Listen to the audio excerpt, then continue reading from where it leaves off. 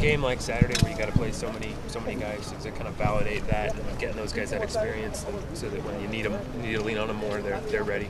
Yeah, that's what we hope for, because there weren't many other options left. But kind of one of the byproducts of winning some of those games early and getting a lot of guys reps. It wasn't like when you turned around and said, "Hey, you got to play." They've been in games before and they got an understanding, and we've had an opportunity to correct some mistakes and all that. So, that is the byproduct of what we've done earlier in the season. So we hope that will benefit us as we go move forward here. So.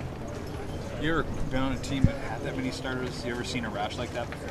Yeah, look at Cal. They've lost a lot of guys too. So it's just part of college football. And can you handle it? Can you not handle it?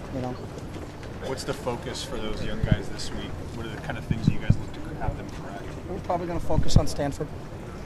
Just in general, good ass team coming in here. Turn the tape on. They got an outstanding defense. They run the ball really well. Quarterback's really efficient. So our focus. We don't talk about anything else. We just talk about our next upcoming opponent and what they're doing. So, watching the tape, how do you think the freshmen, specifically the true freshman defensive lineman, played? I thought he did well.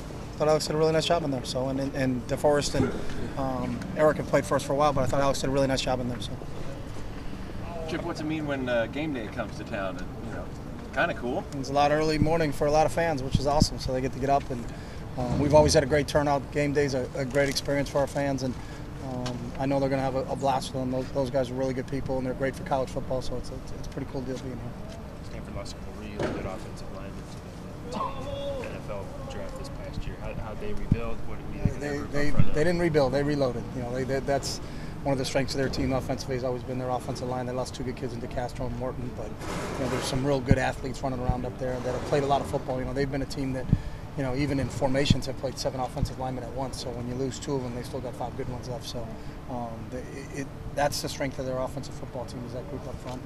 And that battle between their O-line and our D-line is going to be a real interesting thing to watch on Saturday. Have you been able to watch much of Kevin Hogan? Much tape on him? Yeah, as much as we got. So we've seen it. He played a little bit. They had spot dutied him a little bit earlier in the year and kind of had some packages for him. And then obviously, played a lot against Colorado, and then obviously played the whole game against Oregon State. So we've got 2+ games of him in there. So what do you think about him? He's athletic. He's big. He can run for his size. Big physical quarterback. Throws. They try to get him on the move a lot. So he's a kid we got to worry about our rush lanes and our contain things when we're rushing the quarterback, because he can move around a little bit. He's a little bit more athletic, I think, than Josh was, and that always puts a little bit more of an emphasis on your rush lanes and making sure that you contain the quarterback when they're throwing the football. So.